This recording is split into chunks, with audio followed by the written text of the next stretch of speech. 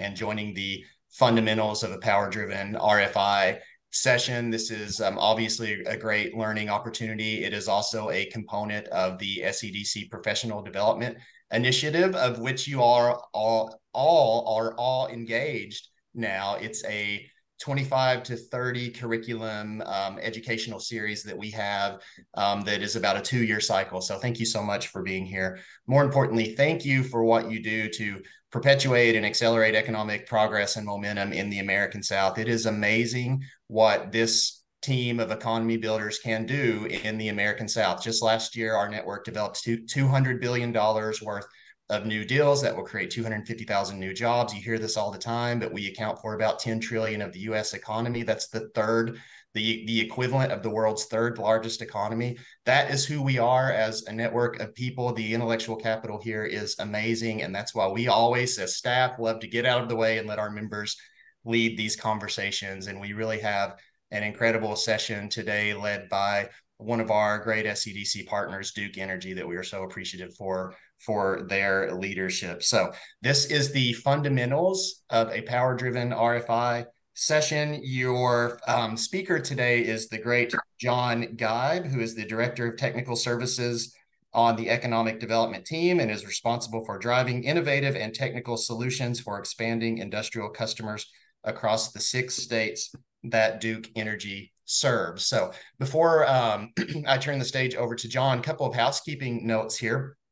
If your microphone is not on mute, go ahead and mute that for us. Also, if you would like, we'd love to see you. If you would like to turn your cameras on, we would certainly love that. So we are going to be taking questions. So if you have a question for John or the Duke Energy team, the way we would like you to submit those is in the chat function. So we won't be opening up for live forum of questions at the end of this. So please submit your questions in the chat forum.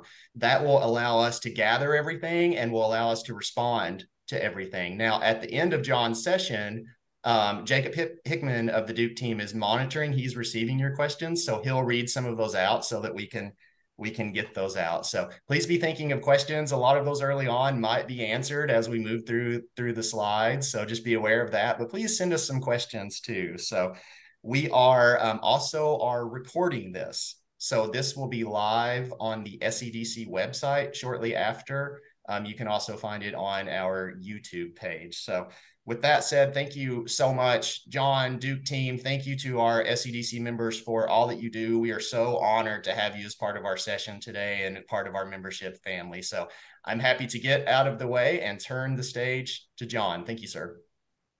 And thank you, Matt. And thanks to everyone in the audience for taking time from a busy schedule to join in today. As Matt said, my name is John Geib, and I'm the tech services guy in Duke Energy's Economic Development Group. 41 years with the company, so I've witnessed a lot of changes in the industry and can attest to the adage, history may not repeat itself, but it often rhymes. I joined Duke in 1982 with a freshly minted mechanical engineering degree from UVA. So I'm obliged to shout out to any Virginia Cavaliers in the audience today. Wahoo-wah! The goal of today's presentation is to talk about the role of the electric utility in economic development at a time when energy availability has risen from its historical 7th or 8th place on the list of important site criteria to now when it is often 1st or 2nd. Large power projects fueled by an ongoing industrial revolution are dominating the economic development ecosystem. In parallel, electric utilities are navigating major changes in structural and policy drivers. This discussion focuses on understanding the fundamentals within a power-driven RFI, a power-driven RFI, and explores upfront strategies that can improve collaboration with your electric utility and increase RFI response accuracy.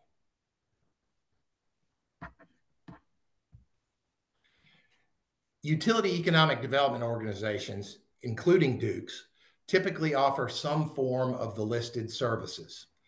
Our value add proposition, if you will. We endeavor to help build a qualified inventory of sites and buildings in the states where we do business. We work with our allies and their projects. We develop and deploy rates that meet our customers' needs. We facilitate the implementation of efficient incentives, and we guide our customers through an ever-evolving collection of renewables offerings and energy efficiency products and services. We strive to be the voice of industrial economic development within Duke Energy. In short, our raison d'etre is to provide a resource to assist our prospective clients in efficiently executing their investment plans. And that'll be it for the marketing today. It's a challenging time in the electric utility world, and the point of this slide is to highlight what's happening behind the scenes and what's driving those challenges. To preface my comments, it is necessary to understand that electric utilities are mandated by their regulators, i.e., the law, to provide electricity that is widely available, highly reliable, and at the lowest possible cost.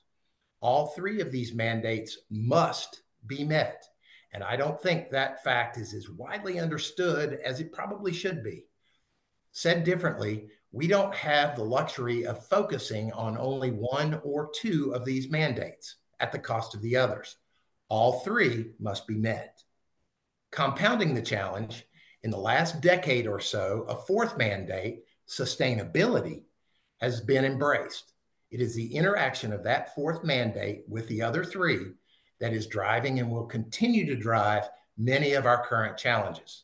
We will ultimately be successful. I repeat, we will ultimately be successful, but it is going to take time, patience, and huge investment for us to get there.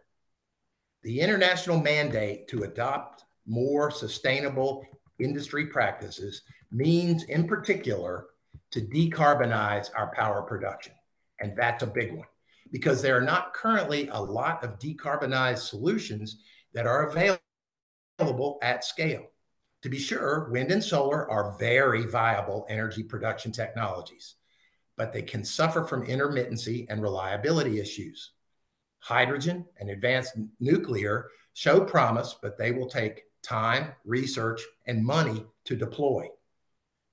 Second, digitalization, electrification, and infrastructure improvements are being driven by our need to allow the grid to, one, deliver more energy so we can electrify the economy. Think electric vehicles. Two, do so with greater reliability, flexibility, and resiliency. Three, integrate more renewable resources. Four, expand customer services and programs. And finally, five, to harden the grid against attacks, both physical and cyber. That's billions, tens of billions in investment in a backdrop where state and federal policy hasn't always provided the guidance necessary to accomplish all of that. And finally comes challenge supply. That is, building enough new sustainable or low carbon generation to meet the needs of the 21st century. Many of you have experienced the increasing frequency of industrial projects that require energy capacities that are orders of magnitude greater than they were just 5 years ago. And these projects demand sustainable supplies of power. The technologies and policies necessary to accommodate this modernization are just not yet in place, but they will be. Now, let's take a quick look at how the grid is organized. The grid starts with a generator, basically a big piece of machinery that excites electrons. Traditionally, these machines are fueled by nuclear fission, coal, natural gas, and hydro. More recently, we're investing in lower carbon solutions like solar and wind, accompanied by electric storage devices, batteries, and pump storage among the most common. It is this long-term decarbonization that will drive much of our investment in the years to come. Just outside the generation station, there's a large switchyard where we step. Pardon me, did somebody say something? Okay. So starting again, just outside the generation station, there is a large switch yard where we step up the voltage coming out of the generator to a very high level and send it out to the transmission system. To do this, we use a device called a transformer that transforms power at high current and low voltage to low current and high voltage. Transformers also work in reverse, an attribute allowed by the miracle of a physics phenomena called mutual inductance. Power transformations will occur a couple more times before the power gets to the customer. Now, we don't increase the voltage just for kicks. We do it because it lets us move bulk amounts of power long distances with fewer losses, i.e., lower cost. This high voltage system is called the transmission system, and you will recognize it as the tall lattice steel towers that run cross country. The transmission system isn't usually used to serve customers directly, but where the need for capacity is very high, as it is for many of the projects that we are now helping, we will use the transmission system directly for service. Transmission lines are highly regulated. They are costly and long lead time builds. Think in terms of years. Expansion and interconnection of the nation's transmission systems will be of critical importance as we move down the path to national decarbonization. In fact, there was an article in the Wall Street Journal, I guess it was yesterday, maybe first thing this morning, that expressed some concerns about that very fact. Once we arrive at a city or another area of concentrated power consumption, it's time to transform the voltage. This time we lower it, another transformer. You'll have heard this referred to as a substation, but it's really nothing more than a secure fenced-in yard where the high voltage is stepped down to a medium voltage in preparation for distribution across a smaller area. That yard also contains a bunch of other equipment that helps ensure reliability and protects the system from damage, and thus begins the distribution system. The distribution system moves power closer to its point of consumption, usually overhead on wooden poles that run alongside the street. Once we get closer to the customer, this system may well transition to an underground path. But you guessed it, there's one more transformer to go through to lower the voltage to a level that the consumer can actually use. In your house, that's 240 volts. For your local industrial customer, it's likely to be 480 volts. Other voltages are available for different consumers' needs. And finally, we arrive at the customer. Now, what is pictured on this slide is a vastly simplified version of one tiny thread of a vast tapestry that is called the grid. Imagine thousands of these threads interconnected to each other like a spider's web, supporting each other, one thread ready to take over when another thread fails. The grid is a marvel of modern engineering and has been recognized as the single largest engineering achievement of the 20th century. It's arguably the biggest single machine on the planet, and it runs 24/7, even in the face of lightning, bad weather, overly curious animals, and drunk drivers. But the grid is getting a little long in the tooth and needs significant upgrade to carry us into the 21st century. Now, I'm an admitted nerd, particularly when it comes to utility stuff. But I marvel every day that the grid works as reliably, resiliently, and affordably as it does. New technologies to enhance the grid's versatility are going to be the focus of much future investment. Now let's talk about what differentiates a normal RFI from a power-driven RFI. In other words, an RFI that has the availability of copious quantities of power as the top one or two criteria.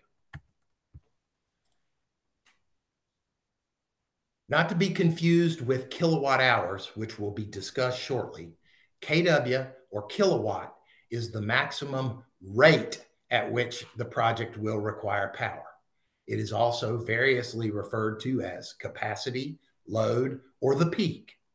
I know this isn't a math class, but for those who like units of time in their rate denominators, say miles per hour, gallons per minute, kW can also be written as kilowatt hours per hour. There are those that will argue with me, but I would say if an RFI includes only one electrical quantity, then this would be the one I'd pick, kW. I say that because knowing the kW allows me to determine the equipment I need to serve the project, and it allows me to look at the proposed site and determine its electrical appropriateness for the project. kW lets me determine at a glance which system, transmission or distribution, that I will use to serve the project. All those are very important. But what I can't do with kW alone is to tell you how much that power is going to cost the client. Sure, I can make a guess, but if accuracy of pricing is important, then I'll also need to know the client's electrical consumption expressed in kilowatt hours. Note that many projects these days are asking for capacities in megawatts, not kilowatts. 1 megawatt equals 1,000 kilowatts. Really huge projects are beginning to ask for power in gigawatts. 1 gigawatt equals 1,000 megawatts equals 1 million kilowatts.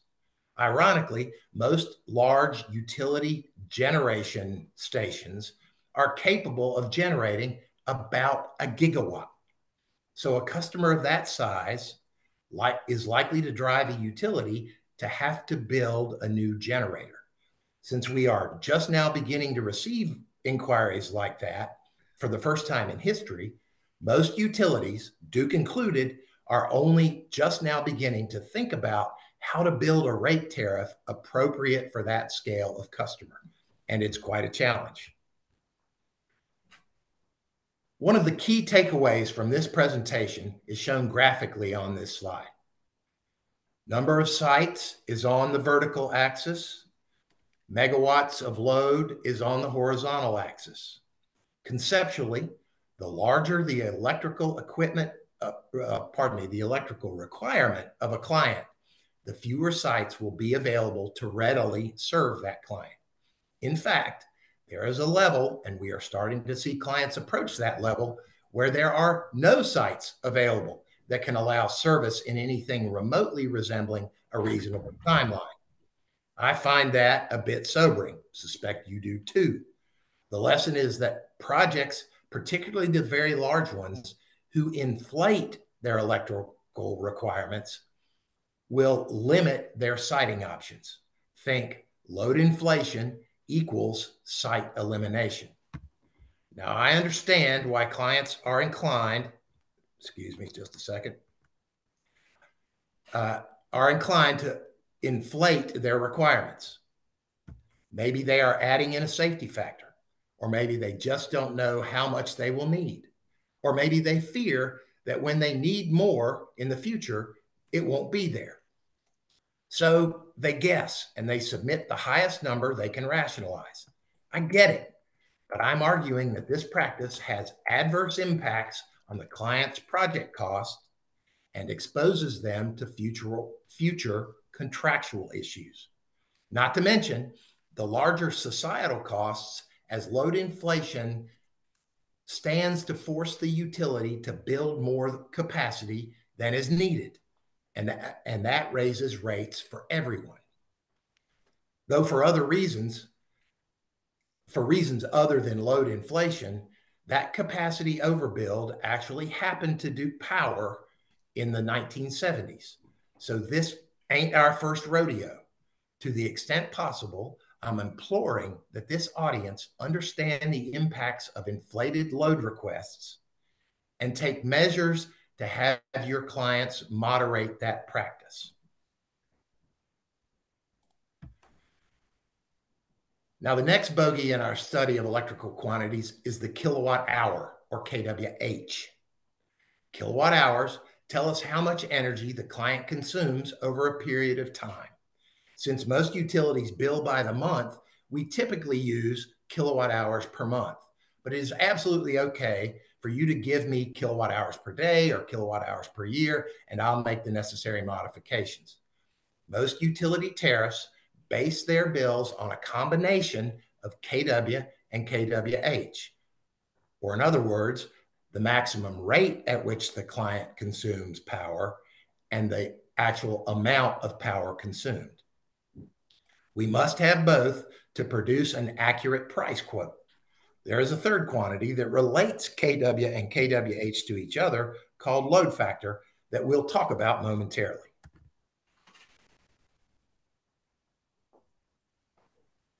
The kW and kWh terms sound a lot alike, and that makes it really confusing, something that us folks in the energy industry seem to be fond of doing.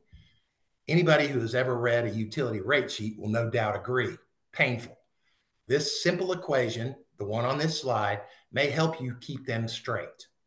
Using water flow as an example, if you consume water at a rate of 5 gallons per minute, and you do that for 60 minutes, then you will have consumed 5 gallons a minute times 60 minutes equals 300 gallons.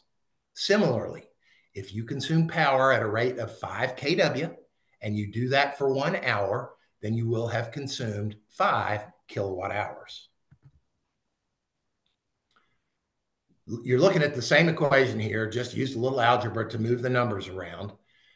If I'm given the energy consumption in kilowatt hours, and I know how many hours in a month that the client will operate, then I can estimate the peak kW demand.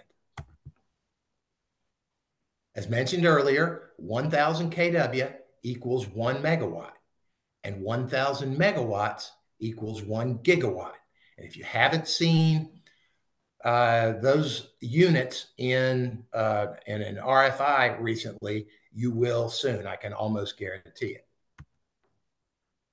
We already discussed this a bit, but given the size of modern industrial projects, it makes sense to repeat. The RFIs that you are processing will often include terms like megawatt or gigawatt hours. Bringing the last few slides together, a 10 megawatt customer, again, a 10 megawatt customer operating at that load for 500 hours per month will consume 5 million kilowatt hours per month, or 5 gigawatt hours per month. If you can familiarize yourself with the metric prefixes kilo, mega, giga, etc., then you can save yourself writing some zeros. But you risk the glazed look from your audience that I'm no doubt experiencing right now with my audience. That's okay. It just takes a little practice. And of course, you can always fall back on your friendly utility ED guy for reference. In most RFIs, the client will provide kW and kWh. If not, then you should ask them to provide that information. Insist on it. Assuming that they've provided it, you can divide monthly kilowatt hours by kW and come up with a number that has the unit of hours. Utilities call that equivalent hours use at full load, or hours use for short. There are 730 hours in the average month. So one quick check of the veracity of the information that the client provides you is to calculate the hours use, dividing kWh by kW. And if that number is greater than 730, you know something is wrong. Or you know that the client has found a way to create time. Regardless, there is great confusion about electrical units, so we see this happen all the time. To give you some context, here are the average monthly energy consumptions for a number of familiar appliances and structures. I'll give you a second to take a glance at them. Adding to this list on the right side, as an example, a modern 200 megawatt data center running at a fairly typical 690 hours a month would consume 138 million kilowatt hours each month. That's 60 times the size of the average industrial facility shown above. And these data centers aren't the largest customers chasing power these days. Semiconductors, electric vehicle manufacturers, battery and battery component manufacturers are often larger yet. Continuing with this line of thought, there is another commonly used term that you need to have some passing familiarity with. Load factor is a measure of what percentage of time that a customer is operating at his full load. It's calculated by dividing monthly kilowatt hours consumed by the product of monthly peak times 730, the number of hours in a month. In other words, it's the percentage of the maximum energy the customer could consume given his maximum rate of consumption. High load factor customers tend to have the lowest cost per kilowatt hour for electricity. Conversely, low load factor clients tend to have the highest cost per kilowatt hour. Basically, it's a cheaper by the dozen principle, but there is a more technical explanation that might make for a good question in the Q&A if anyone wants to pursue it. Load factor and hours use measure the same thing, but your clients are more likely to know their load factor.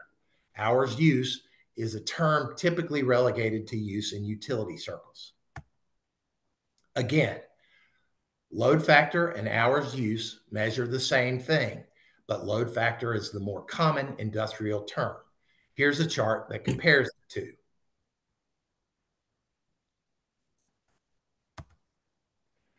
There are some industries that operate very closely to 100% load factor or 730 hours use.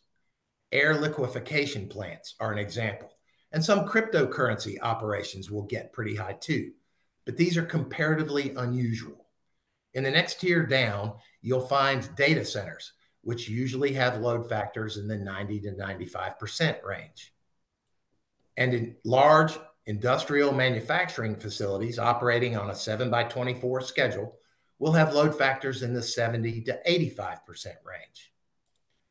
Modern, around-the-clock distribution facilities typically operate with a 60% load factor. At the other end of the scale, and not shown here, are welding and forging operations, car crushers, and sawmills. These operations are notorious for being low load factor operations, and not surprisingly, the unit cost of electricity is higher, sometimes painfully higher. I'll tell a story about that later. So the perfect RFI would contain at least two of the three quantities shown on this slide.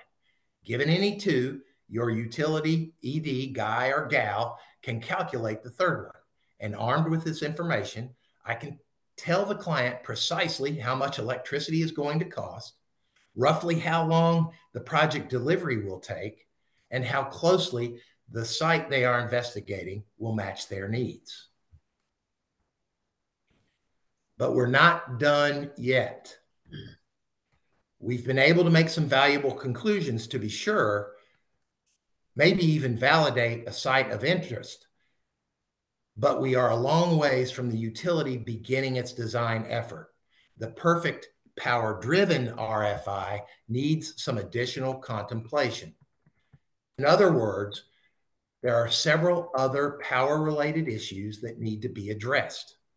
The quicker I'm aware of these additional factors, the quicker I can get to work designing the customer's new power delivery.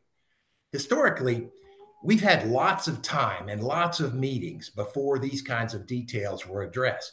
But today, where time and schedule are everything, and where utility supply chains are longer than normal, it's important to cover these issues as early as possible. And I'm going to make the argument that the RFI stage is not too early to have this information available and to put it under discussion. Does the client require a percentage of its load to be renewable? If so, how do they define renewable? Will RECs work, or do they need on-site renewable? You'd be surprised at how many ways that question can be answered. What voltage will the client require? This may impact the cost of the electricity sold and will certainly dictate much of the equipment to be installed.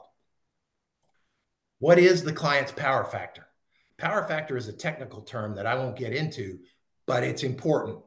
Higher power factors are good, lower power factors not so much. Fortunately, most modern industrials have taken steps to ensure that their power factor will be greater than 85%, which is satisfactory and is what I will assume unless otherwise directed. But you know what happens when you assume. I'd rather have the customer independently verify their power factor in advance within the RFI. Does the client have special power quality or reliability needs? A little bit technical. Most projects believe they do, but most and they say so in the RFI, but most RFIs do not include a quantification of those needs, and they can be quantified. Is a secondary power supply required, also known as an alternate feed? If so, how does the customer define that? Everyone believes they need an alternate feed until they find out that it's not free and that it doesn't fix problems associated with short-term power aberrations. I'd propose that we can elaborate on all this in the original RFI.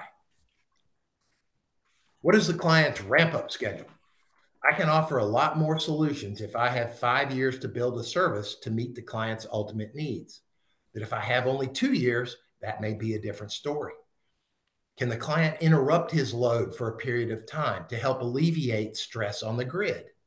If so, that's valuable to both the client and the utility. And what are the client's largest motors? Starting a large motor requires special design considerations. I've seen situations where a late inning revelation that the client was wanting to start a 2,000 horsepower motor meant that they had to change sites and renew their site search. To repeat, the earlier I can get all of this information, the more quickly I can assess the site's appropriateness and get into the all-important design phase. Now let's take a look at a couple of examples where one potential RFI question could be replaced by a better, more informed and informative question. We get the "how much capacity do you have at this site?" question all the time. It seems innocuous and easy enough to answer, but it is not, and it really won't get you the timely answer that you need. A better way to frame that question is to specify the client's needs, say 1.5 megawatts, and the time frame in which the need must be met, for instance, 12 months. That way, I know precisely what my goal is, and I can study the system to see how likely it is that I can provide the capacity in the necessary time frame. Cryptocurrency miners are notorious for asking us the capacity at a site with no other background, and I can tell you that it doesn't win them any favor at the power company. The moral here is specify your needs, and the more specific, the better. If it's a huge electrical project, say 100 megawatts, then I need to know that. And you need to know that it's going to take me several weeks to provide an answer on capacity that is remotely accurate. At this level of power capacity, we deploy the services of a supercomputer to run system models under various contingencies, and that takes some time. Could be several weeks. Another common question. Bar to Jim's question.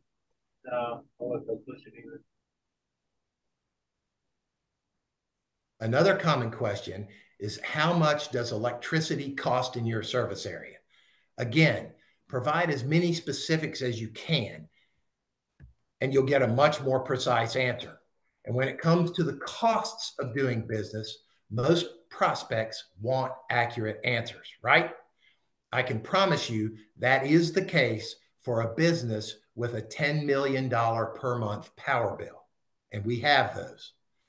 I once had a project, let's see, 700 million in CapEx, 750 employees, 65 megawatts of electrical power requirement, operating 7x24. Sweet. That kind of project is right in our wheelhouse. And at that time, they were rare. The customer did not provide energy consumption, and they did not provide load factor. So I only had one of the three things I needed to calculate cost. I was younger then, exuberant, overconfident, and assumed that the 7x24 statement meant that I could assume high load factor. I assumed 80% and calculated their cost at a little under 5 cents per kilowatt hour. Very competitive. When I finally met the customer, they seemed to be very excited about my cost quote, unusually excited. They told me that they were getting quotes for 15 cents per kilowatt hour from a couple neighboring utilities. That didn't make any sense. So after some intense inquiry on my part, I discovered that they were a large stamping forge with a load factor of 12%. Basically, I got busted for making the 80% load factor assumption and had inadvertently given the client a giant head fake. To say they were disappointed would be an understatement of biblical magnitude. All that confusion and angst, however, could have been avoided if they had just taken the time to give me their kilowatt hour consumption or their load factor in the RFI. Of course, hat in hand, some of you are thinking correctly that the situation could have also been avoided if I had just verified my assumptions by picking up the phone. By the way, my cost on that project went from 5 cents a kilowatt hour to 13 cents a kilowatt hour, a clear demonstration of the importance of load factor in a rate calculation. And that about wraps it up for my prepared comments today. Thank you so much for your attention. Matt, I'll turn it back to you and look forward to answering some questions. Yeah, thanks, John, Duke team, so much. Thank you to our members for being here and also for the engagement. Great questions, and thank you to Jacob for monitoring that and responding back. So that concludes our session today. Thank you for your time. Thank you for your leadership within SCDC, more importantly within the South. So like we said, this session is recorded. So the way that you get that, you can reach out to us at any time. We'll provide that to you. You can also go to www.sedc.org and then look for the publications tab, pull that down and find the webcast. So go to our website, pull down the publications tab, click on the SEDC webcast. So while you're there, why don't you check out the rest of our events as well? We have so many webinars coming up. We also have a handful of major in-person conferences, beginning with our consultant event in Atlanta on April 30th through May 1st. That's another can't miss event. So thank you so much to John, Duke Energy team, and SEDC members. We hope you have a great weekend.